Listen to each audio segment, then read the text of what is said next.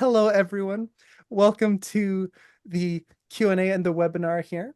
So today we're going to be going over how a Pixar animator uses 2D animation, which is going to be super excited. I'm super excited for this. 2D is one of my absolute favorite things in the world. So I'm really excited for this. Right now, we'll dive right into the awesome topic that we've got. So I'm going to let Youri Dekker take over here, and he'll do an introduction and we can dive right in. So Youri, feel free to take it away. Awesome. Hi, everyone. Bo, thank you for having me, and Animation Mentor, and everyone who's invited me here. I'm super stoked and super pumped to kind of talk to you guys for the next little bit. Yeah, I'll go ahead and just share my screen and we'll get right into it. We're just gonna geek out about animation, as Bo mentioned to me a couple minutes ago. So let's do this. So yeah, let's get into this. So yeah, we're going to talk about utilizing 2D animation today, and I'm going to kind of go through um, some of my work that I've done at Pixar, a couple personal projects that I've done in the past, and yeah, we're just going to get right into it. So, just to kind of fill you guys in, my journey so far. I've like I interned at Pixar maybe back in 2014, and or I went to school at San Jose State for animation, and then interned at Pixar for about 10 years ago now. So I've worked on a variety of projects there, and I've been back and forth a couple times too. Like I've was hired kind of for contract work there and stuff. And so I've worked at Sony PlayStation as well, and Blue Sky briefly. And so I've been kind of back and forth at Pixar over the years, but now I'm there full time and currently working on Elio, which comes out next year, which is exciting. So um, yeah, so I've I just wanted to kind of show just some personal examples real quick of when I started at San Jose State, I did a lot of 2D work. Like they kind of started us with just the typical, your traditional like pencil and paper animation and everything like that. And so I kind of learned uh, to do a lot of that before going into Maya, before going into the computer, and which I found to be very helpful, and it's proved to be a very useful tool that I kind of incorporate into my workflow now. And yeah, so on the side, I try to do like these little test animations. I've done what I called animal bounces, which was just as I was trying to learn TV Paint. Anytime I try to learn new software, I'm just doing. I'm like, the first thing I'm going to do is just a ball bounce, and but I try to add a little bit more to it, and so I basically did. I layered on an animal on top of that, and had some fun um, animating those guys. Um, and then I've done music videos in the past as well. I've done two music videos that I've directed for some artists, well, an artist in London, and then this one is from an artist named Daniel Doherty, who's in Scotland, which I did during the pandemic because it was just at home a lot and had a little bit more time on my hands. So I did this 2D animation music video for him, um, which was a great opportunity for me to kind of like again, I'm trying out a bunch of different things. I did this all on my own. I'm doing storyboards and then the animation itself and coloring and lighting it and compositing all of that. It was a great experience. It was a great opportunity to experience like this wide breadth of uh, everything in the pipeline. So yeah. And then I've obviously some stuff, my professional work, which is what we're going to be talking about mostly today. And I'm going to kind of let this play and we're gonna go over some of these clips that you're seeing here as I kind of break down some of the shots that I've done at Pixar. Um, you'll see here that there's I do a lot of 2D animation with a lot of the shots that I'm doing. I don't do it for every single shot that I'm animating at work. I will kind of pick and choose what I feel is best. More often than not, it's a pretty physical shot. It's kind of there's a lot more to it. And some of these more subtle shots where it's just the character kind of maybe standing, like, talking to somebody or whatever, then I'm looking more at just reference, or I'm filming myself, or but a lot of these more physical shots, which I feel like I'm starting to get kind of typecast into a little bit more, which is totally fine because I enjoy those types of shots. They tend to require a little bit more planning, choreography, kind of just figuring out and piecing together how to make them work. And so that's where some of these, like just sketching it out very quickly or diving into more of the specific uh specific look of what I want the shot to be, I will, draw it as best I can. So yeah. So anyways, there are a couple of different ways to approach a shot, or different ways that I approach a shot. Also, just to put it out there as well, if there's any questions along the way here as I kind of go through some of these shots, please feel free to um, put them in the chat, and Bo will read them out and we can kind of talk about them. Let's just like keep this conversation going. I know there will be a little bit of a Q&A at the end as well, but yeah, feel free to ask any questions along the way as I kind of go through some of these shots. So yeah, there's a couple different ways that I kind of think about 2D animation as I approach my work, because again, everything is kind of shot specific, and it doesn't always it some shots require a certain approach, some shots require, like, a little bit more specificity, some shots I just feel like I just need to get something drawn, sketched out quickly, just so that I can wrap my head around it and go from there. So yeah, so sometimes I just use 2D to help sell an idea. So for this shot in Doug Days, I have, Doug is coming up and smelling a pair of pants. To sell that idea to the director, the simulation is not in there yet. As I'm blocking it out, I just need to draw something out. And so to sell this idea of the dog coming up, and you want the scrunch of the pants and all of that, I just would just draw that out real quickly, and then you can see the final product. And it helps other departments to kind of see like what my intention is, trying to, I don't want to say art direct it, but like just yeah, just kind of get a sense of what it can look like as an end product. So that's one way I use 2D. Another way is just using it as just a straight up blocking pass that I'll show the director. So this is something that I've done for the short Ciao Alberto. And also, just by the way, none of these videos have sound. It's all just kind of, as I was trying to get these clips approved and stuff, it just, I'm not allowed to play sound for you guys. But anyways, so don't worry about that. But anyways, I blocked this out, or I sketched this out in TV Paint, and wasn't really planning on showing the director this, but then showed some other people, and they felt like, oh, there's enough going on where it's clear enough where McKenna Harris, the director, can kind of give me some notes and some feedback on something like this, and see if she likes the acting beats. And again, it's not anything fancy, it's pretty scrappy drawings and things like that, but it helps sell the idea. And so this is one of the few times where I've actually showed my sketch pass to the director, because oftentimes I can just kind of do it for myself, and then I block it out in 3D, and that's what I'm showing out for the first time. But yeah, this is another one that I did for Inside Out 2, which came out recently. And yeah, it was a pretty physical shot with Joy kind of coming down this rope and kind of smacking these light bulbs away. And so I was like, you know what, I just need to kind of sketch this out. So I sketched it out in the morning, and here you can kind of see a little bit more of a side by side. So I'll let this play real quick. But I just needed to kind of figure out how she would swing and move around. So I just blocked that out real quick, and then was able to kind of figure out in 3D, okay, I need certain pivot points here, and I need to, swing her this way and that way, just to kind of get a general sense of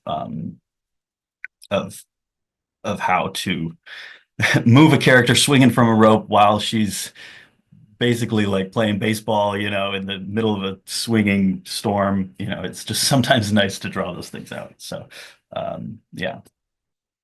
And I'll also use 2D as a polishing pass afterwards. So again, for this joy shot, I will have blocked it out, and then I'll kind of go over it, and I'll redraw certain poses to try to get a little bit more of a sense of a line of action, figuring out eye direction, figuring out maybe more mouth specificity or expressions. And all of that, I'll do that like, as I've already, I'll just go on top of the 3D again with 2D. And then as I'm readjusting the poses, you can kind of see here some of the before and after. Um, then it just helps me kind of finesse and finalize some of these poses and these positions that she's in, to get the final product, and to get it looking hopefully as good as possible. So yeah, I find I do that quite a bit with a lot of my shots. Again, it's just more for myself as I'm kind of going through, and it helps me too. Again, I'll go back real quick. Like, you don't see it here, but I'll write notes on the side as well to be kind of, pointing, eye direction this way, or I'll draw like a thick red line to, like, I want this line of action, or I want, just to really hit the point home for myself as I'm kind of going through it and trying to hit these notes. Which I find to be helpful as well. Any questions so far, Bo, or are we good? Oh, we've got a lot of questions. Oh, okay. So We can we can go start. over a Yeah. few of them right here. Okay, yeah, let's do it. So a lot of students were wondering, what software do you use at Pixar when you're doing this 2D animation? Mhm. And do you use different software when you are just drawing something for yourself, especially in that pre-planning, versus Yeah. drawing something over top of the final animation, or like during the process? Yeah, no, that's a great question. So at Pixar, the software that we use is called Presto. It's an in-house proprietary software that we all use at Pixar. And within the Presto software, which is where we do all the 3D animation, there is basically an editor, that like a draw tool, basically, where I can draw over the clip or the animation that I have. So that's what I use at work. And then at home, I'll more often than not use TV Paint, which is what I did that music video in, which is what I did those animal bounces in. Um, and I haven't really dabbled too much in like Procreate or Procreate Dreams, or too many other softwares. I find TV Paint to be pretty robust for what I need it for. But yeah, and so those are kind of the two main ones that I use for, and I mean, I'll draw in Photoshop and everything too, but if I'm doing like actual animation or blocking something out, it's either TV Paint or the sketch tool in Presto. So yeah. Awesome. And when you're animating these scenes, a lot of this is like planning out how you would animate this. A lot of people were wondering, is this separate from the storyboard process as well, or are you incorporating both of these together? Yeah, I mean, I will use, you'll see some clips shortly of me kind of, I definitely look at the storyboards as inspiration. The shot with, let me go back real quick. This one in Ciao Alberto, like the storyboards, this is basically storyboards too, more or less. Like, but I'm adding on top of it and trying to incorporate some other ideas. But so I'll definitely use storyboards as the process, or as part of the process. Um, but a lot of times it, at Pixar, it's like you get your storyboards, and then there's layout on top of it, and then we get the animation on top of that. And it's always just trying to elevate one elevating the other, right? Like story is supporting layout, and layout supporting the animation, and so on and so forth. And so all I'm trying to do is, as I'm blocking these things out, is understanding what the storyboard artist's intentions were, what the director's intentions are, and then just trying to build on top of that, and add my own little if I can add something creative to it, or something interesting or that supports the story, um, I go from there. Hopefully this may be a long-winded way of answering that, or hopefully that kind No, of, no, that made perfect sense. That's okay, awesome. cool. And then we have Yeah. a bunch of questions here wondering, how do you use the reference along with the 2D? Is it usually the reference or the 2D? Do you mix them together once in a while? Yeah. Or do you find that even if you do reference, that the 2D just helps you take that reference and plus it and make it even more animated, I guess you could Yeah, say. so you guys are getting ahead of me a little bit because I got some slides on that. So maybe I'll move forward real quick and talk about that, if That's that, perfect. unless there was another No, question no, after. that's good. We can move on and All right, get a bunch cool. of questions answered here. So whoever asked that, I'm answering your question with, I even have visuals to answer your question. So let's do this. Yeah. So one other thing I think before the whole reference part that I'll talk about in just a second is using 2D as a refinement pass, and this is sort of similar to the joy polishing stuff that I do, but it's kind of taking my blocking and and going on top of it. So it's more 2D animation in the middle of the shot. So, or in the middle of the process of me animating the shot. So here's an example from Carl's date where Doug is yanking on the phone with Carl. You'll see here, this is my first blocking pass. This is another blocking pass that I've done.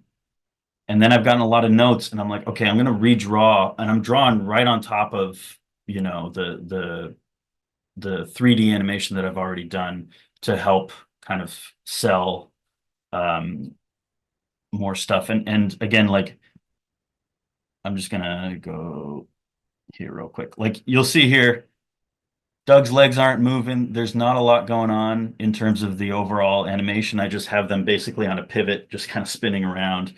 And then the director's like, I don't really want them like doing a full 360 spin. Maybe they can just be kind of doing a little bit more of a tug of war. So then I will try to get a little bit more of that in there, but the physicality is not fully in there. Again, Doug's feet aren't quite moving all that much, you know. So then I'm like, okay, I'm gonna take this clip, I'm gonna put essentially a piece of paper over it, more or less, in the computer, in that sketch tool in Presto, and then I'm gonna kind of draw on top of that to try to get a sense of where Doug's feet can be, what the physicality can be, and then I'm going back into 3D and refining what I've done. Um, so yeah, and then you get the kind of final product right there. So that's how I use 2D as kind of a refinement pass in the middle. Here we go, using 2D to process reference. So I got this shot in Lightyear where Mo, this character, is jumping over a bunch of stuff. And I'm like, okay, I definitely need to film some reference for this and find a way to get that to work. So I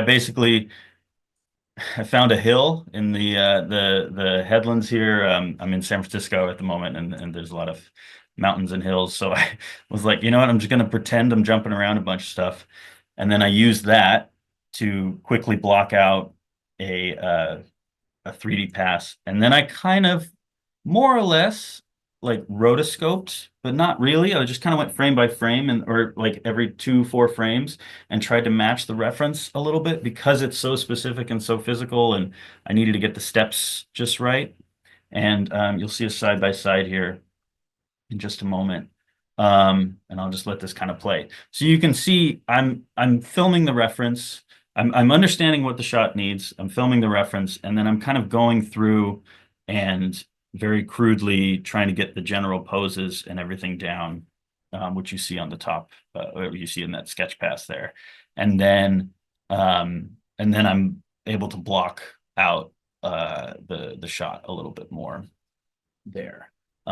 So that's kind of yeah, and I have another example of how I use more live action reference rather than just myself, for another sequence in Lightyear, which we'll dive into in just a moment. But that's kind of one of the ways that I utilize reference to get my shots going. Oh yeah, and then here's the kind of final pass of some of that. So That cool. answered a whole bunch of questions. Awesome. Definitely people keep asking questions if you have them. But I think this next pass might also answer a few more questions, All so right. we can keep Okay. going. Cool. I'll keep going a little bit and then we'll get those questions answered. All right. So the last thing I want to kind of talk about, or this is the main thing, if you guys can take anything away with from this, is just to try to remember to go with your gut. If you're ever going to try this in your workflow, which one you do not have to do at all, like you can, but I find that it for me personally it helps. And one of the main reasons it helps is because it helps me get a lot of things just out of my head and I'm not overthinking stuff too much. I'm just like it doesn't matter. Like I don't care how the drawings look. I don't care because I'm really not until now, like most people haven't seen a lot of the stuff that you guys have seen. I'm just like doing it for myself just so that I can understand what the shot is needing and then I'll get it looking better and nicer in 3D. So if you can take anything away from this is just like don't be afraid to go with your gut. And so I think this is these next two examples are a good indication of that. So one of these going with your gut moments was in Soul. I had to basically get um, Joe, or she's this character, this human character, into a taxi cab in like less than 2 seconds, being pushed by a cat. Like, how the hell am I supposed to do that? Um, and it was just like, okay, this is just going to be like, how is it going to be believable? Is the weight going to be believable? Like all of that, like, um, and yeah. So I basically was like, you know what? I'm just going to draw this out.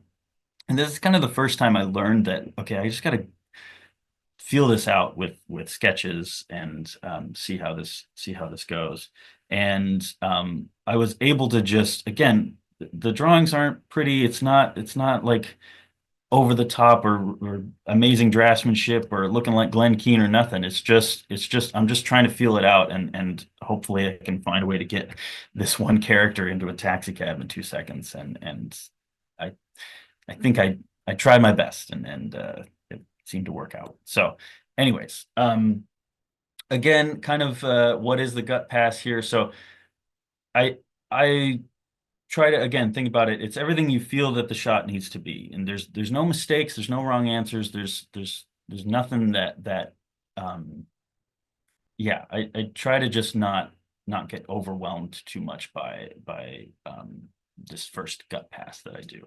Um, I also find it's a great way to figure out technical stuff too. A lot of times when you're in 3D, when you're in Maya or whatever you got, pivot points and constraints and lattices and maybe sculpts or just like, you know, your rotational alignments of where the root, the main, you know, center of the character needs to be or like um, all of that can get figured out if you're sketching it out and you're like, oh, you know what? It would be better if I had a constraint here, or you know, if I had a pivot point here, like all of that, you start to answer some of those questions by not you're not going straight into the computer or straight into 3D animation. You're you know, it's similar to doing thumbnails or you know, writing stuff down on like a notepad or whatever. You know, you just kind of you're doing a little bit of planning beforehand to make your job a little bit easier on the tail end of stuff. So yeah.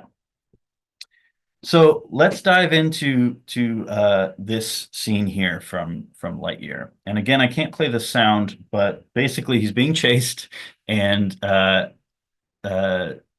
he says the line, "I'm being pursued by a massive robot." So just keep that in mind. Just pretend you're hearing all that. Get some grunts and some music and some. He goes, "I'm being pursued by a just a massive robot," and then he runs away. So I had this shot that I was animating. And I was like, okay, here's the storyboards. So let's break this down a little bit of how I approach this. And so you got the storyboards, good level of intensity, some really cool poses. explosions. And then you got this. So I'm looking at that. And then we've got the layout here.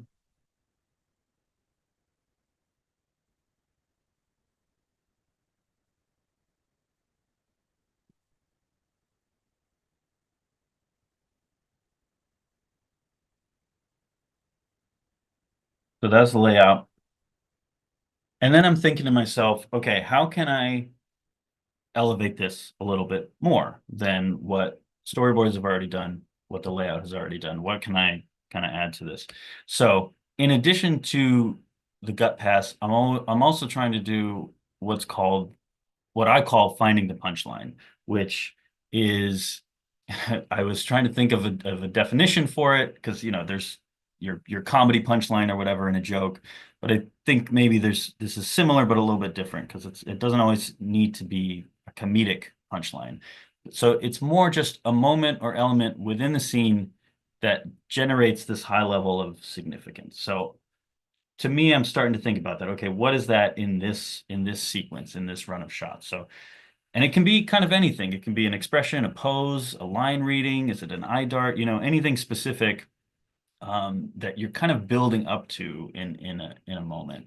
Um, and again, this is all shot specific. Like each individual shot can have it, or it can happen over the course of a scene, or maybe it doesn't have it at all. Which, most like most things in animation, it always depends on what the story is, which is it's not always the most helpful advice. But yeah.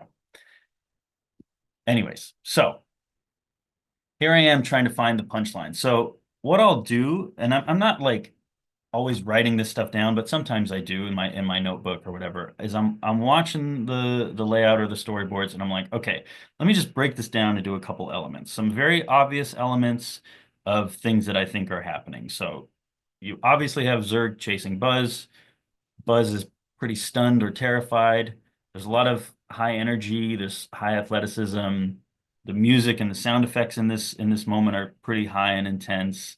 There's the line that he says, "I'm being pursued by a massive robot," and Zurg is pretty unstoppable and relentless. So I'm thinking to myself, what can kind of be the punchline here? And to me, it felt pretty obvious that it would be the line, "I'm being pursued by this robot." But I also felt that there was maybe a mini punchline, which is that Zurg is unstoppable, but Zurg is not exactly mini. So I was like, you know what, this needs to be like an exclamation point that I can try to build up to this punchline or build up to this moment and then hit it home with an exclamation point from Zurg. Um, so cool. So the next thing I'll do then is I'll start to look at some more reference. And in this case, there weren't enough mountains to slide down here and jump over, and I didn't have the ability to have a robot chase me. So I was just like, you know what, I'm gonna try to think about this scene and think about film clips that I can find, and I'll gather some stuff there before I go into. And I knew I wanted to do a 2D pass at this point, so I'll find some reference, and who better than the one and only Tom Cruise. But anyways, I found some clips, some action scenes, and some running, and some jumping, and some sliding.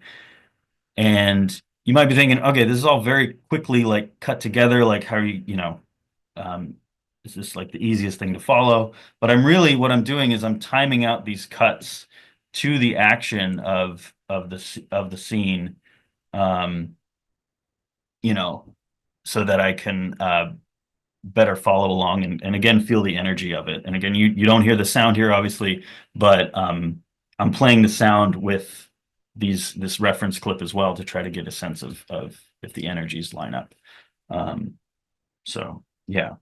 Are there any questions so far or should I keep Uh, going? we do have a few more questions. We have Okay. also, just as a side note, awesome use of Tom Cruise. This is perfect. He's If the you need ultimate anybody running running, reference. like, come on. Yeah. Exactly. Yeah. So we have quite a few questions here asking regarding your process on 2D, whether uh when do you choose to use 2D versus just going straight into it? Yeah. You were mentioning here, for example, where you felt like you really wanted to do that 2D pass on this Mhm. one. Yeah.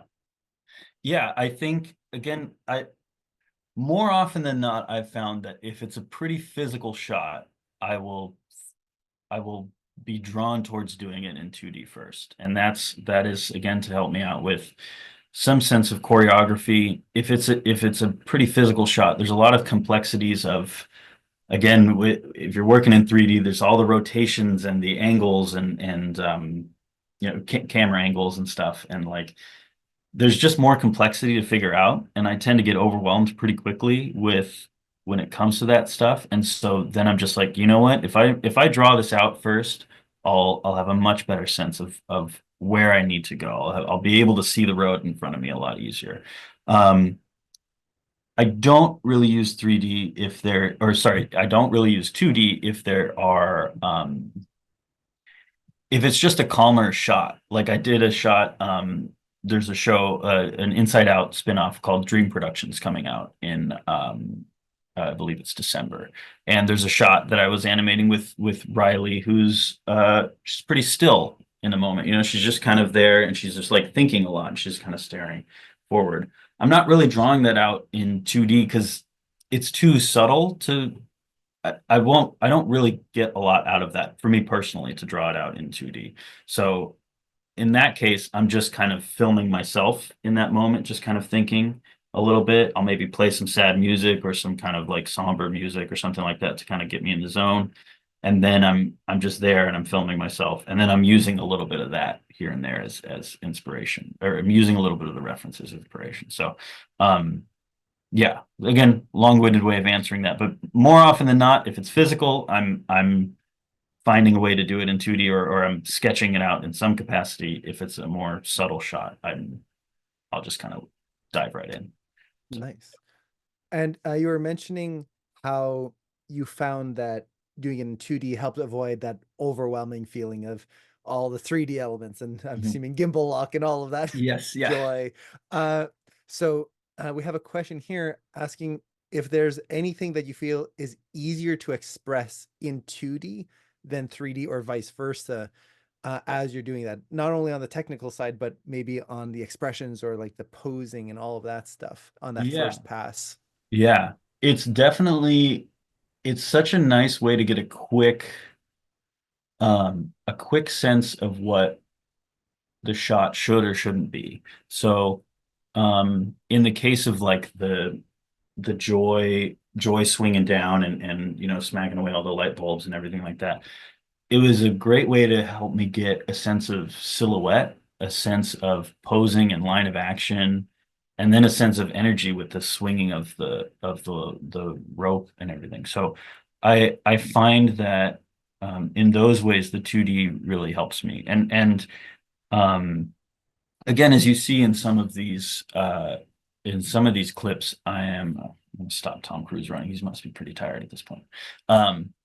But he or in some of these clips, again, I don't think I did this for the joy shot, but for example, like with her swinging, I could just take that rope animation and just swing it back and forth to try to get a little bit of a sense of energy, and then I can draw on top of that to try to get my 2D pass, so to speak. In this case, I just kind of drew it out in 2D first, but yeah. And is that answering the question, I think? Yeah, that answers it Yeah, really well. yeah, okay. And then kind of on that topic, you were mentioning like going back and forth, animating the 3D rope and then going into 2D or just going straight into 2D. Hmm. There's a lot of people wondering, do you find that this process slows you down? Because you're essentially adding extra steps instead of just going Yeah, right into the animation, yeah, you're going back into 2D, going into 3D, then going back to 2D again to check your poses, going back to yeah, 3D. Is yeah. that slowing you down, or do you feel like that speeds you up or makes you more confident in your work? It makes me personally a little bit more confident in what I'm doing. And I don't find that it slows me down because I think if I didn't do a 2D pass for certain things, for certain shots, I would still be trying to answer those questions while I'm doing it in 3D. So if I just dive straight into the 3D, um, again, there's no right or wrong way to do this, by the way, but just for myself, if I just dive straight into the 3D and then I'm like, oh crap, I should have done that constraint there or that. Now I am running into gimbal lock and I gotta do, I gotta unwind and like I could have just taken 2 seconds and kind of drawn it out, or a little bit more than 2 seconds, obviously, but like and just drawn it out and kind of again, I'm answering those, I'm solving those problems as I'm sketching now. That joy animation of her swinging, I did that in just the morning, of I was like, okay, I spent the day before kind of planning it out in my head, and then I just like drew it out real quick, and then by the afternoon I was able to kind of get it into 3D. The the only the other reason that I don't feel it's a waste of time is because I'm doing it fairly quickly and I don't care about the drawings very much. I know that it's just for me and I'm not really trying to sell it all that much. There are some things like for Elio, for example, I did quite a bit of 2D work um, that to help develop some of the characters and some of the like aliens in that film. Um, or just some of the shots that I was working on, I needed to sell the idea to the director more. So then I am drawing it pretty crudely in 2D, and then I'm doing another pass on top of it of I'm drawing, I'm adding a little bit more form to the drawings. I'm actually like coloring in the background a little, or the characters a little bit more, like it just with like a grayscale, just a gray tone. Like I'm adding a little bit more to it just to sell an idea. So if I'm selling an idea, then I'll add more time, or then I'll spend more time doing it. But if I'm just doing it for myself, it tends to be fairly quickly. Yeah. That's awesome. Yeah. So it's basically you're using it as a way to answer questions, to instead Yeah. of Oh, fighting Maya, or in your case yeah. Presto, and all of the tools and all of the Yeah. constraints and all that. You Yeah. can answer those questions. How do I want to do this? Yeah. Here's how I'll do it. Then you Yeah. approach it into 3D. Yeah. Yeah. That's awesome. It's a really and um yeah, and I'm trying to tell myself a lot too. I'm not going to show this to anybody, or I don't need to show this to anybody in particular, this pass or whatever. Again, I'm just going with my gut of like, and my gut's not always right, but at least something is visually out there now, and it's pretty quick. I can do it quicker in 2D than I can in 3D. So yeah. That's cool. And Um, then do you find that you spend a lot of time in there, like, or you try to get through the 2D as quickly as possible so you can get back into 3D? A lot of um, people were wondering if there's like a set amount of time that you'll spend.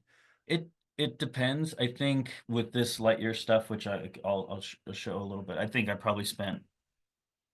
I spent like at least a day or two drawing it out with that joy shot of her swinging on the rope. Like that was again just like I think like 2 or 3 hours of me kind of drawing it out and figuring it out.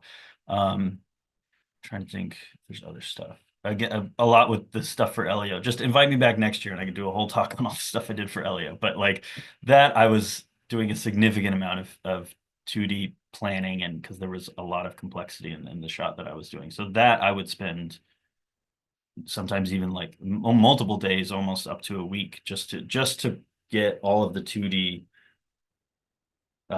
pretty refined, because that I was showing to the director, and so I wanted it to be pretty clear. And then there were a lot of complexities, so I was just making sure that I had a little bit clearer poses, a little bit clearer silhouettes and timing and all of that.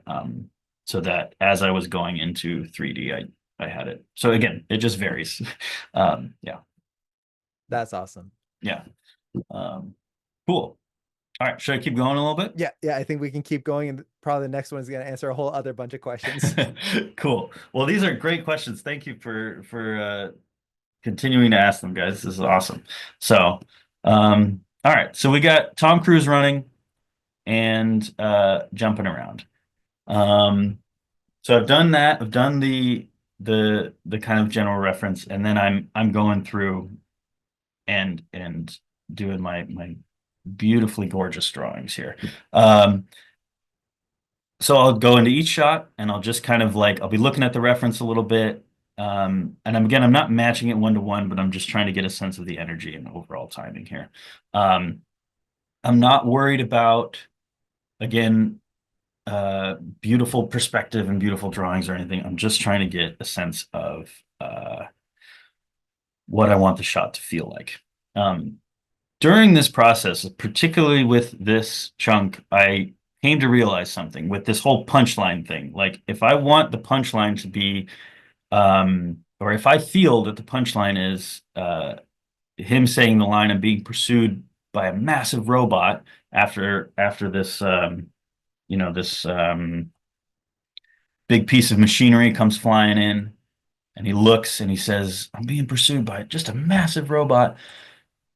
I found that it actually cuts, like the shot cuts away pretty quickly into this over the shoulder shot of Zurg pursuing him. So as I was drawing this out, I was realizing that. And then what I did was I did a so anyways, to go back real quick, as I was drawing that, I realized like maybe that shot needs to be a little bit longer. Maybe we need to actually hold on Buzz as he like turns around and says this line, because you cut away and you almost like miss it. Um, and so but I was like, okay, let me just like keep that in the back of my mind. If I want this moment to lead to this single thing, I'll just keep that in the back of my mind. The next thing I do after that 2D pass is, more often than not, is like a setup pass. So it's basically setting up, again, thinking about the alignment and where I need the character to go.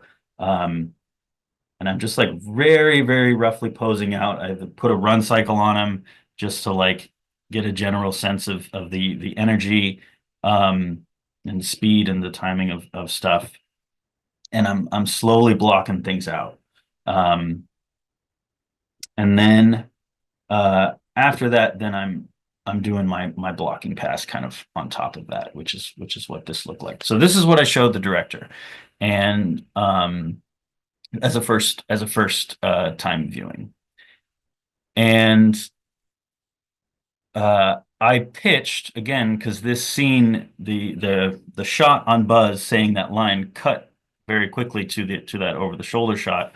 So I actually pitched, can we just hold on him? So I basically showed the original. I showed I did two recordings, basically two play blasts of Buzz, you know, where one the shot held on him a little bit longer, and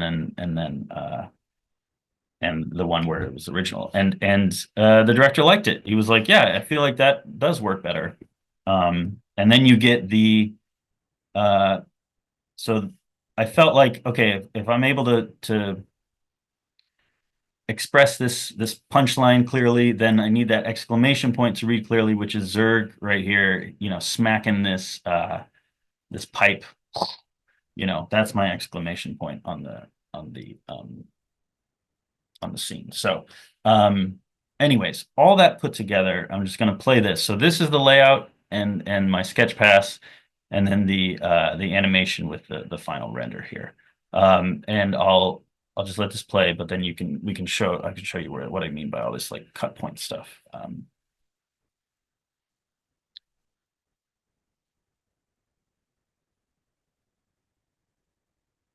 So right here, they're all looking, and then it cuts when he says the line "massive robot" to this over the shoulder. And uh, I don't think, had I done it in 2D, or maybe, who knows? But I felt that my 2D process of kind of blogging this out and just thinking about the shot over and over again as I was drawing it helped me understand that like maybe this shot needed something a little bit more, and you needed to kind of hold on this moment. And it also helped me realize too that like instead of Zurg just kind of looming forward, maybe there needed to be this like extra little like pizzazz or whatever to it, which I didn't do in the 2D, but like the taking those extra like 2 days to kind of like really think about the shot as I was drawing it out, I think really helped with a lot of this process. And yeah, so I know we're getting low on time, and I'm pretty much done here, but I just wanted to say that like I think I'll let this play one more time. Like I'm just kind of I was it was a happy result for me. I was like I don't always suggest like shot changes or edit changes or anything like that, because everyone's working hard to get this movie to be as good as possible, or to get any movie as good as possible.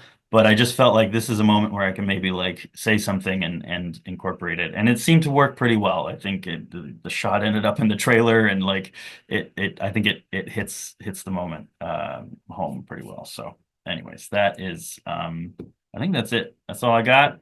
Um, you guys can look at more of my work on my website, reach out to me on Instagram. But yeah, we can take some questions. So thank you all so much. Seriously. That was absolutely amazing. And that shot is just awesome. I love Lightyear. Buzz was always such a cool character, and to get to Yeah, see him actually in action was just so much fun. he was a lot of Uh, fun to animate. Yeah. Yeah. so we do have a few more questions. We've only got about 12 minutes left with Youri here. Again, we're going to have some time with Mars and Tim, who are the student success coaches at AM. So if anyone has questions for that, definitely stay in for that. But let's get as many questions as we can before time runs out here. So there are a bunch of questions here regarding starting your shot with the reference and Hmm. trying to find those ideas and that reference for shots that you absolutely cannot do. For example, Joy swinging around on a rope and swinging Yeah. a baseball bat. Yeah. When you're approaching that, even though you're doing it in 2D, how are you getting those ideas and coming up with something that actually works and isn't just a random mishmash of motion Yeah. going through there? Is it just comes from experience, or are there other things that you're thinking of if you don't have that access to that reference? Yeah. It's a little bit of both. I have found that over the years, I maybe don't look at as much reference as I maybe should. Um, for a shot like Joy swinging on the rope, I'm like, I don't know where I could look to find stuff. I could maybe, I don't know, like American Ninja Warrior or something like that, but I didn't really do it. Like, and part of the reason is one on Inside Out 2, it was fast turnarounds because we were trying to finish the movie, and it was like, you know what, I just need to sketch this out real quick and get the job done and try to get something that looks good. And part of it was also just like, yeah, I'm not always going to be able to find the specific reference, so I'm just gonna like try to take my experience and the mileage that I have with animating and just do my best here. And I think, but then on other shots, I feel like if I can find the reference for it, I'll do my best to look it up. For this middle shot here with Doug and with Carl. I didn't show you guys any reference, but I had my parents who have a golden retriever. Like I had my dad play tug of war rope with the dog just to get, and I was like, yeah, just move and spin around, and like just to get a sense of where the feet go and the weight goes. So yeah, wherever I can, I'll try to find it. If I'm really kind of stumped, if I'm animating and I'm just like, oh crap, I don't know how to get further here, then I'll be able to film some reference and get a sense of how to kind of move forward. So That's awesome. And then we have a few questions here. This whole topic has been about 2D and using 2D to help improve your 3D animation. hmm. Is 2D something that is required for 3D animators? Do you need to know 2D in order to be a 3D animator? No, not at all. I think there are plenty of 3D animators, both at Pixar and all over the world, that are freaking fantastic at what they do, and they've never picked up a pencil in their life, probably, or would like avoid it like the plague. Like they just don't want to do it, and they're amazing because they're technically adept. They're great actors. They're great performers, and they just understand the craft really well. Um, and then it's the same way with people who do 2D. Like there's a good handful of people at Pixar and a good handful of people all over the world that can utilize it. So it's just there is no requirement that you have to know that stuff. I find, again, for me personally, it's just helped. I'm very grateful that I learned it in school, and it's helped me along the way. I didn't think I would be using it this much um, for my day-to-day work. I thought I would be doing it mostly for personal projects and things like that, just to kind of keep it up. But yeah, there's no need to know it. I just, again, I'm not trying to preach that you need to be working this way either. This is just a workflow that you can hopefully maybe pick a few things up on. But there's no requirement to know it. So That's awesome. And yeah. I'm a 3D animator. I can Hmm. barely draw. The little I have learned to draw, just using these techniques, especially for scenes like rope swings and things like that, it's amazing how fast you can plan something out or at least figure out what doesn't work Yeah, before yeah, jumping into a complex rig. yeah. Uh, and we have a bunch of questions on that. For those animators, like me, for example, I'm asking this for myself. How can people who want to improve their 2D and start to use these techniques, even if it's in a more simplistic way, Mhm. are there any recommendations that you would give to someone who wants to start practicing this or get into understanding drawing in a more draftman like kind of way? Yeah, yeah. I think I mean one of the things is just like try to find a 2D software and like if you're like one, just you can get a sketchbook and try to draw a little bit more, or just some pieces of paper. Again, I have like a notepad that I'll just like doodle on sometimes. But and they're like easily rip off and I can just toss them if they're garbage. But yeah, getting just finding a 2D software. Procreate Dreams came out last year, and I think it's like $20 or something like that. Like, whereas TV Paint is a little bit more pricey and expensive. And so if you're on a budget and feel like you just want to try something out, there's softwares out there. There's even cheap ones too. I'm blanking on the names of them, but there's cheaper softwares out there that you can get you kind of get your foot in the door, get your feet wet a little bit. I think the other thing to kind of tell yourself if you're just starting out drawing is like it's okay to have a bad drawing. Like it's like you see my stuff. I don't find my stuff again unless I'm doing multiple versions of it. That's when the drawing and the form comes in there more. But like don't feel like you have to don't beat yourself up about like a bad drawing because I think when it comes to 2D animation, it's about the feeling of it rather than like each individual drawing being like the perfect drawing. It's just if I'm trying to get Joy swinging on the rope, I just need like a line of action here, a little C shape, little reversal. Like I just need to kind of get a feeling of something. And if I want to add on top of that, I can. But don't beat yourself up about like uh needing it to be perfect right away or that you need to share it with everybody all the time. I think it's okay to sometimes develop things on your own a little bit more. Um, That's awesome. And just in terms of software, for anyone who does want to try doing 2D animation on the computer, mhm. Krita is a free software that I've has seen it, pretty yeah. good 2D tools. Yeah. And if you want something that's a little more, but not quite super expensive, Clip Studio Paint EX has some decent drawing tools as well as just some animation tools in there as well. Yeah. And then Blender, of course. Yes. Yeah. Blender is a little bit more of a learning curve when you're jumping in, but Yeah. you can do some really cool things They with got it. some good tools. Yeah. Yeah. Nice. So we're coming up on time, so I'm gonna try to ask some questions that as many people are asking as possible.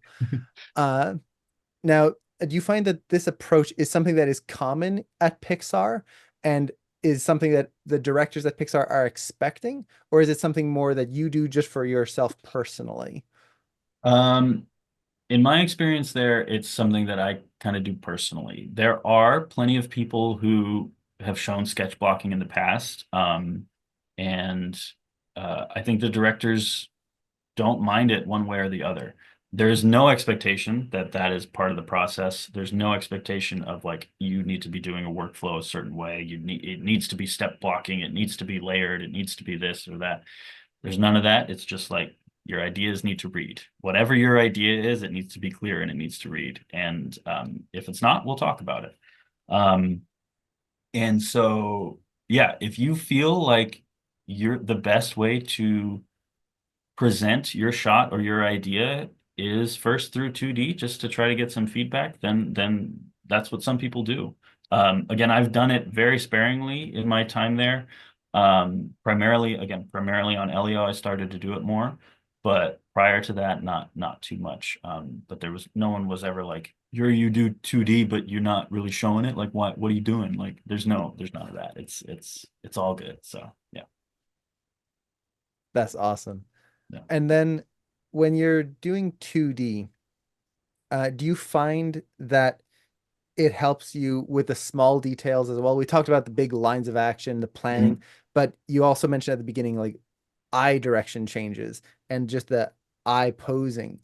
Um, do you find that those little details, the little polishy elements, that is something that helps you, or do you find it takes more time? It does take it takes a little bit more time, but I think for the joy example that you guys saw of her swinging on the rope, I was doing kind of full body drawings and everything.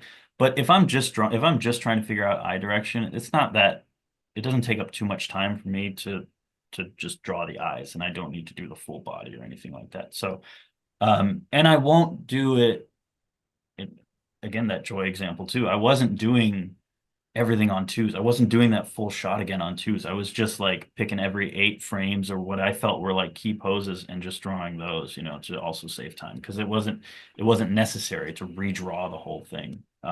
Whereas in this Doug and Carl shot with the phone, it felt like it would just help to redraw the the the whole shot. So yeah, That's awesome. yeah. And we're pretty much at time here. So one last question, which we had quite a few people asking, is what was your favorite film to work on, and which one do you feel the most connected to? Um, I think my favorite project, which you guys didn't see any work from, but was Forky Asks a Question. That was like a short series that we did a couple years back with just like 10 of us and then Bob Peterson directing, and it was just 10 animators. There were more people in the crew, but it was just like a really small unit, and it was just so much fun to work on and to have this little character, try to make this character as crazy as and psycho as possible. So that was a lot of fun. And then what was the second part of the question? Which one did you feel most connected to, where just Oh, as you were uh, working on it, it just resonated with you? yeah, I think Coco, probably. I Nice. felt like that. Um, I lost my grandmother during that time and was also went through a bad breakup and just like it was just like a lot of personal stuff happened in that year that I was or that time frame that I was working on it. And one of our dogs passed away too. It was just like it was a heavy moment of my life, and it felt like Coco really just spoke to me in that part in that time and still does, just the importance of connecting with people and family and yeah, I got a lot out of working on that show just for the few months that I was on it. So yeah, That's awesome. yeah, That movie still makes me just like I can't make it to the end without just yeah, like tears. gosh, yeah, it It it hits hits home every pretty well. time. It hits home Every pretty well. time I think I've watched it enough. I've built a tolerance, and then Yeah, the walls break. yeah, Oh, it's a so good one. good. Yeah. Well, thank you so much for taking the time to do this. We've got still 94 questions that Oh, didn't get nice. answered. So if anyone wants more of this, definitely let us know because there's more that can be covered. Yes, yeah, And thank you so much everyone for asking all of these amazing questions. I'm sorry good. we weren't able to get to all of them here. Yeah, But thank you so much, Yuri, for taking the time to do this, for sharing all of these awesome clips and techniques and all of this stuff. It was absolutely amazing. awesome. Yeah, thank you for having me. Thank you guys for all the questions and for showing up and showing your interest and like this medium is hard as hell and this craft is hard as hell, but we're all in it together and yeah, let's just keep moving forward. So thank you guys so much. Awesome. Thank you so much. And Cool. then for everyone here, if any of you are interested in Animation Mentor or have some questions about the school, definitely feel free to stick around. We've got Tim and Mars, who are the student success coaches at Animation Mentor. So feel free to ask as many questions as you want about the school and just have a little bit of a chat here. And again, thank you again so much, Yuri, for taking the time to be here and for doing all of this. Yeah, for sure. Thank you guys. Thanks, Yuri. Take care, Awesome. Yuri. See you. Thanks. Have a good one, guys. Bye. Bye. So Mars and Tim, I'll let you guys take it away. It's now your show. Feel free to do Hard what you act to will. follow. I know, right? It was awesome. Well, cool. Well, thanks everyone. In case you don't know who we are, my name is Mars. I'm a student success coach here at Animation Mentor, and that guy. I am Tim. I'm also student success coach here at Animation Mentor. Thanks for hanging out with us, guys. Yeah, and what we do here is we help students kind of navigate through and figure out which classes, are good to start off with. Are you interested in 2D? Are you interested in 3D? Are you interested in game animation? Are you interested in feature film animation or creature animation? And we kind of help students navigate through and figure out the best classes to start off with and the path to follow. Yeah, exactly. And this was super helpful because it gave us a lot of insight into the inspirations that Youri used to create some of the scenes in a lot of our favorite movies. And a lot of that stuff that he was showing us, you could actually do here at Animation Mentor and learn that same sort of, platform that he was working off of 2D, and he's got some previs in there. It was very, very cool stuff. So definitely throw some questions at us. Yeah, I'm seeing familiar names there. I see Leonardo. I saw Allison. A couple of people saying what's up to all of us. So we appreciate you. Greco too. Yeah, he's in there. Yeah, very cool, man. People from around the world hanging out in here. Oh yeah, that's how we do it, right? What do you call animation mentors? Yeah, sometimes, Tim? It's the oh my god, what do I call it? United Nations of Animation. That's right. Yeah, exactly. All countries and everybody's welcome and represented. I think that's one of the special things about our school. Actually, it's one of the things I love about wow, Ashraf, so nice to see you here. I helped Ashraf a while back sign up for classes here. That's pretty cool. And that's the thing is we get to talk to students from all around the world and students that have already graduated that are here remember us, which is kind of cool. We get to work with the students and kind of help them through the process here. So let's see, I think I see a question.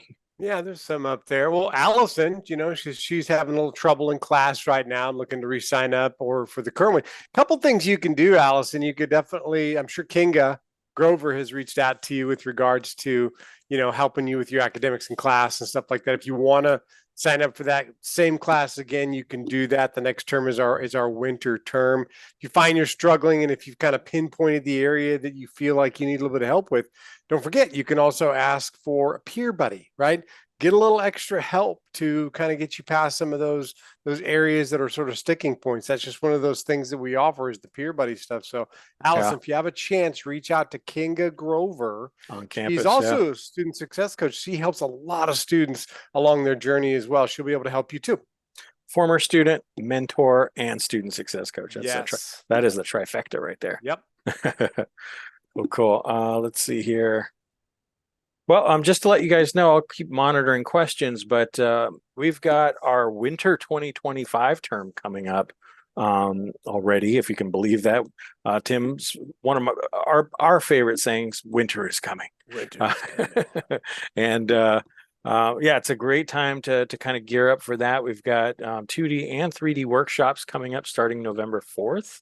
And if you're prepping for that 3D character animation program in the winter term, then you want to make sure you take that Maya workshop in the upcoming fall term. It'll be your last chance to take that class before the winter term begins. So that's coming up, and we've got some of the 2D workshops as well. I know a lot of you in here are interested in 2D, so we've got a couple of 2D workshops as well.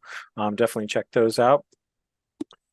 I had one here from Adriana, which is cool. Hi there. Thanks for this webinar. You're welcome.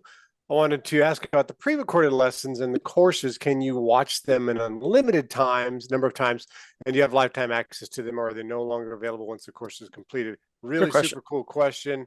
One of the cool things about being, whether you're an alum of Animation Mentor or you've just taken one course with us, you never lose access to that pre-recorded content. Now, it's not just pre-recorded stuff, there's live sessions to go with this. That's the only thing that's not available for you because we don't record the live stuff. But all the pre-recorded content that was part of your class, you'll never lose access to that, nor will you ever lose access to the student campus. Yep. That is actually where all the fun stuff happens, is sort of behind the curtain, if you will. So yes, you'll have access to all that. And I'm just going to be honest with you right now. I've got a puppy under the desk here that is eating something that's not so good, and it's coming up. It's coming up.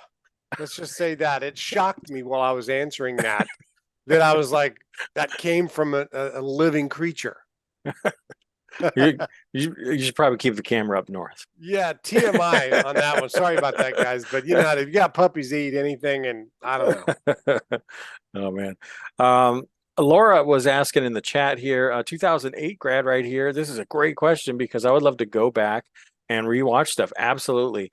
If you can't access your account, if it's been a while, which it sounds like it may have been a little while, let us know. You can reach out. You can just go to our support site and submit a request. If you can't access the campus, we'll get you access and get back into your profile. And if it's been a while, you can update your profile. And hey, Cher said it best. If I could turn back, never mind. Oh boy, he wanted to turn it back.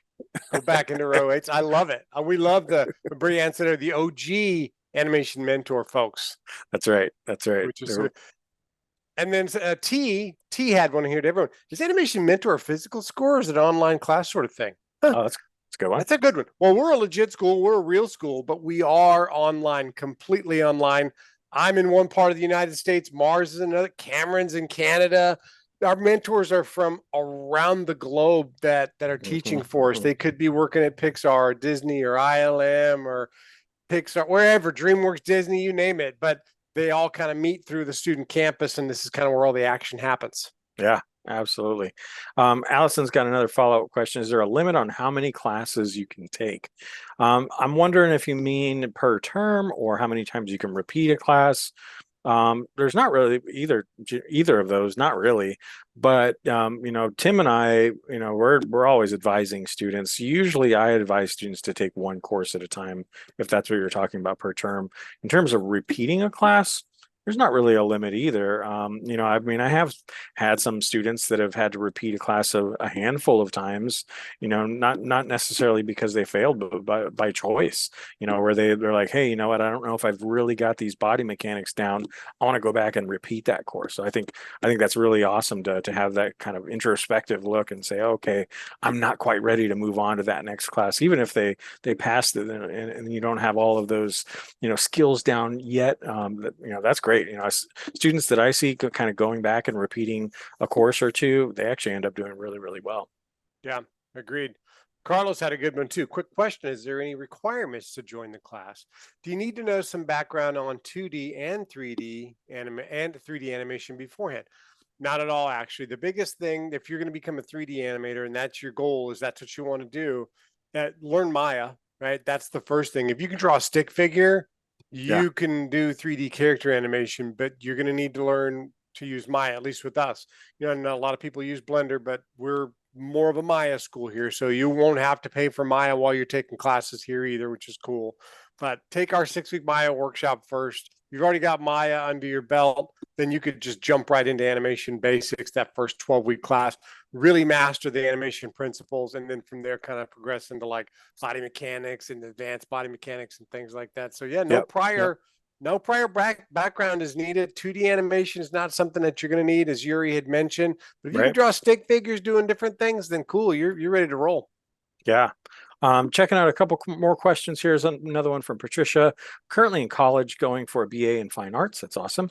But haven't really gotten into animation, which is my main interest. Would you guys recommend like a short-term course with you guys? Absolutely. That's, we get a lot of students who are taking classes with us that may be attending other colleges and universities. Absolutely. You can take a single course. And that's the cool thing. I mean, a lot of students are going for the full, 18-month 3D character animation program or game animation program, but we have short courses as well. We've got our 6-week courses. That's something we can kind of help you and advise you on. If you haven't gotten into animation very much yet, that same class that Tim was talking about, the Maya workshop would be a great one for that. Yeah. Tracy had a good one. When I'm applying if I'm interested in feature animation and creatures, am I able to mix and match courses? Yeah, you can. We usually, urge our alum to look into our creatures courses after they've kind of gotten through their feature animation, acting, and polish. That's like class 6, where you're, working on your portfolio, your demo reel, getting your lip sync just perfect and things like that. That's usually when, our alum will go ahead and take our creatures fight or flight or the locomotion class. 2 reasons why: they've already been through the entire program.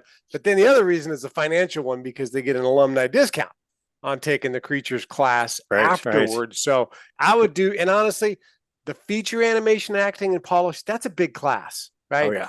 They're spending a lot of time working on your demo reel. I would want to put my blinders on and really focus in on that, get that knocked out, get that reel sent out to all these studios, and then jump into that creatures course after that, and then add to your reel later. Awesome. I saw a couple of comments about the cost of Maya, so I wanted to address that. Yeah. You're right. Maya is not free. What I tell students, hey, you know what? Maya is professional level software. It's what the pros are using, so it's priced professionally. So if you check out that retail price, you'll get some sticker shock for sure. But good news, Animation Mentor is actually an authorized Autodesk learning partner. And what does that mean? That means that we can actually give licenses to our students for 100% free. So that's really good news. So you do not need to pay for an additional license or anything like that. We provide licenses. As long as you're actively enrolled in a class, we can give you a license. So no additional cost for Maya, which is really, really awesome. That's a big value right there. Dig it. I'm going through those my ones in here. A lot of my ones. It's important, Yeah. I mean, Well, yeah, I mean, it's good because, we do get a lot of people who are like, oh, I'd love to go to your school, but I can't afford Maya. I'm like, wait, let's talk. That's what we're here for, to kind of talk with you about that stuff. Yeah. So, yeah. Yeah, and Leonardo, I don't know if somebody want to post that on. Yeah, Leonardo's asking, where can we see these courses available? I'm in art school too, but would love to learn more. And look at Laura. And this is, that's sweet. I mean, this is the cool thing about Animation Mentor. People are multitasking with us. So they might be working full time, attending another school. And oh yeah, by the way, I'm taking classes with you. The cool thing is that, I always looked at it this way. The schedules that we run for these classes are usually most of the time in the morning, right? Early in the morning or in the evening, right? And the reason why is because the middle of the day is when these people are working at studios.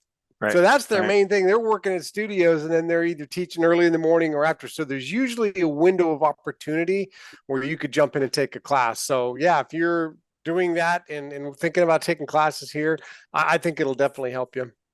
Cool.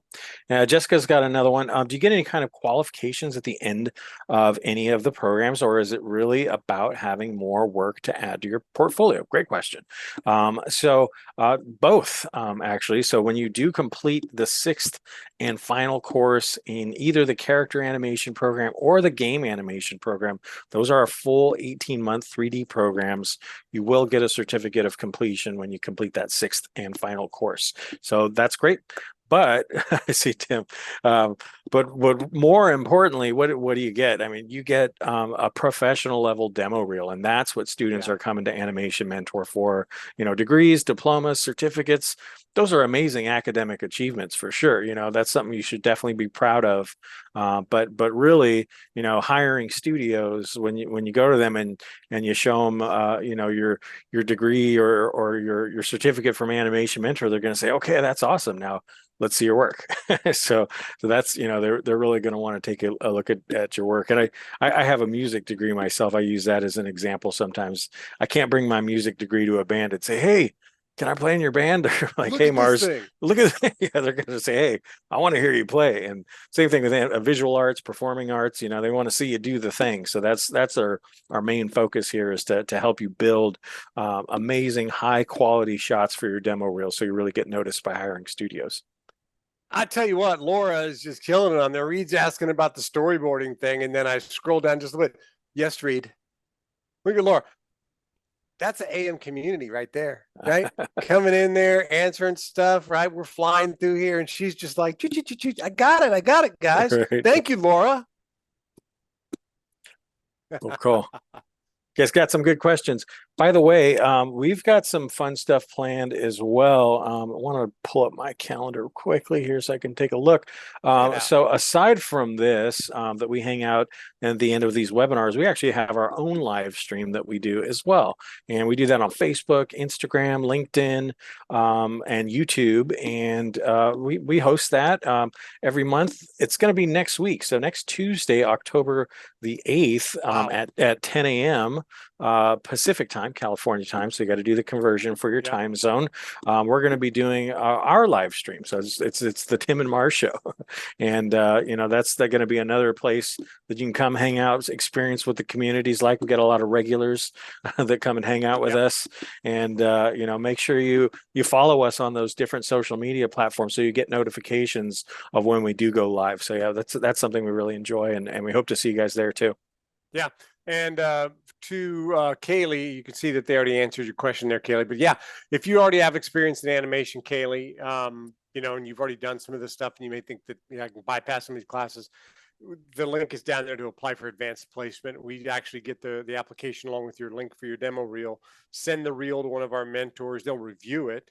They'll come back with, some great notes, right? Some feedback notes to tell you what they saw that worked, what they saw that need a little bit of help. And then they, we'll tell you which class you're approved to start off with. So yeah, advanced placement's the way to go. We don't want you starting in a class that you've already done, but we also want to challenge you too. Yeah.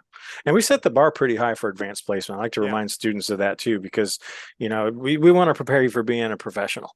And if you've got any areas that still need development in the 12 principles or body mechanics, you may think that, you want to start with an acting course, but we really look at those demo reels with a magnifying glass and really just make sure that you've got that solid foundation. You have the body mechanics and really start you off with the right class. Yeah.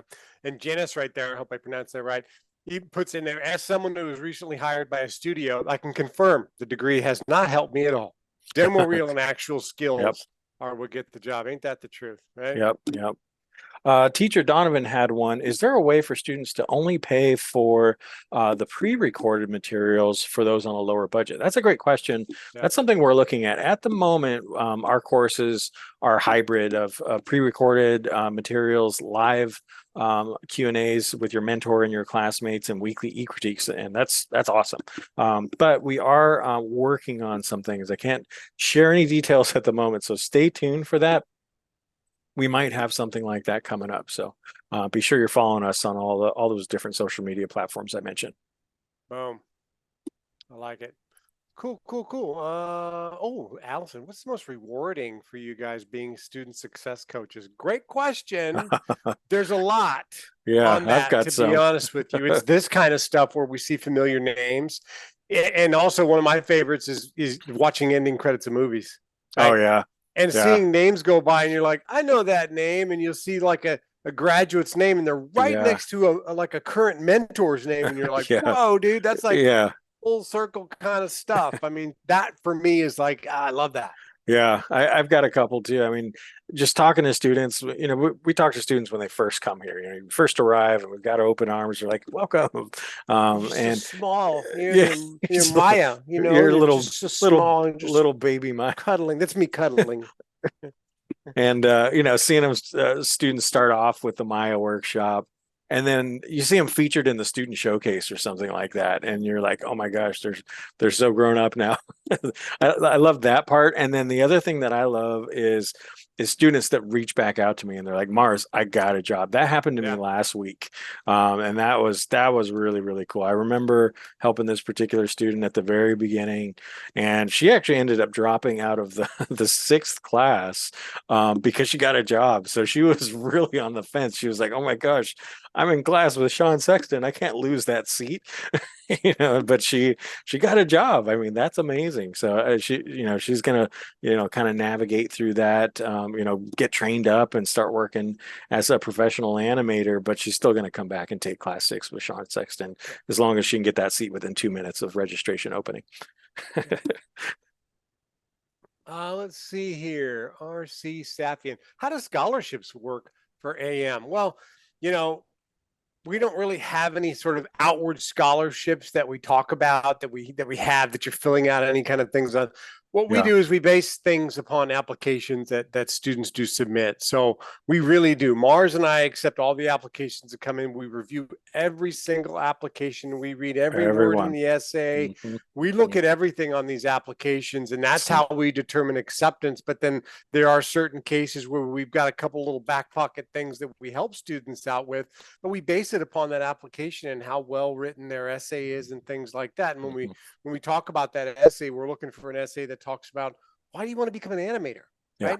Yeah. Give us a paragraph, give us two, give us more. Don't AI us because we see a gazillion of those and they all kind of look the same. Write it from your heart, right? And that's really what we want. And so Yeah. we can talk to you about scholarships on that. But if you have to, got to get your application in. Say, I saw Tim and Mars on the live webinar and I want to get started in school, but I also want to find out about these scholarships if there are any. So Yeah. do that if you could. Yeah. We do what we can to help students out for sure. We sure do. Well, cool. Job market. I see a couple people talking about job market. You know, it's a question we've been getting quite a bit. There's a lot of shifting that's happening and stuff in the market right now. And, you know, I kind of use the stock market as an example. You know, take a look. I was literally looking at the stock market chart not too long ago, like earlier this week.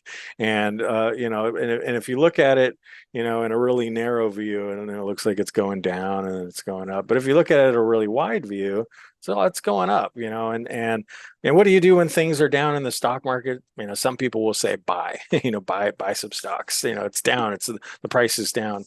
And when the job market, you know, it's up and down too, you know, and what do you do when the job market's down? You study, you know, you get your skills up. You know, that's the good time to really, you know, add new shots to your demo reel. So, you know, I don't know. Nobody has a crystal ball to know exactly when everything's going to be going up and going down and things like that. But I think it's a really great time to get in and you know, beef up your demo reel, add some cool new shots. Maybe if you don't have creatures in there, add some creatures, you know, some game shots, things like that. Diversify within 3D animation. So yeah, just wanted to kind of address that. Yeah, Carlos had a pretty good one here too, which was how much time should we prepare each week to attend and work on these courses? How many do you recommend we take at a time? Well, good question. Carlos, if we're talking about our character animation program or our game animation program, this is what we call a tiered curriculum. So you can only take one class at a time because you got to pass class 1 to get to class 2, you know, and so on.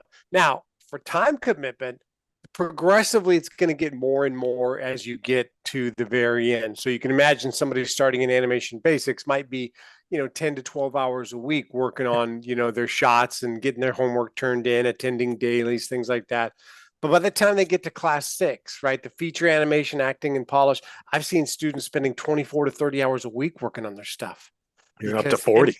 Yeah. And up to 40, right? Yeah. Because they're getting their reel done and they want that thing to be as unbelievable as humanly possible to get it out there. So progressively it's going to get higher and higher as you go. But to be safe, animation basics, bare minimum. That's bare minimum. 10 to 12 hours. And you know as well as I do that you could easily double that depending on how good you want your shots to look. Yep. Yeah. Cool. Let's see. Dude, Well, Laura's killing it. She's just killing it. I'm just going to put my feet up and put my hands back for right now. Let Laura take over. I love it. She wants that student success coach badge. I'm digging it. Yeah, right. This is just a nice little comment here from Kenyon Travis here. He said, just to compliment Tim and Mars, you are doing great work also for being student success coaches. I will join you very soon in the animation sections. Thank you for the kind words there, Kenyon. Appreciate that. What else we got here? Wow, geez, man, scrolling. I mean, there was a bunch of stuff, but she's got it. I love it. Hey, Makai is here. Makai, he applied for the winter term.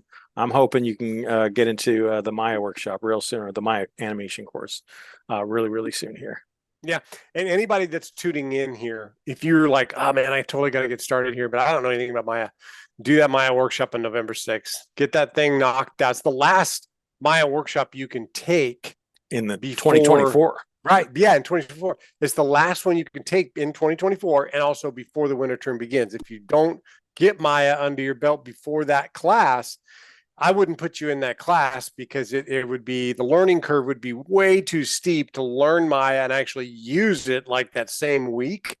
A little bit too much. So do Maya first and then kind of walk your way into animation basics. Yeah, I love Allison's comment in here too.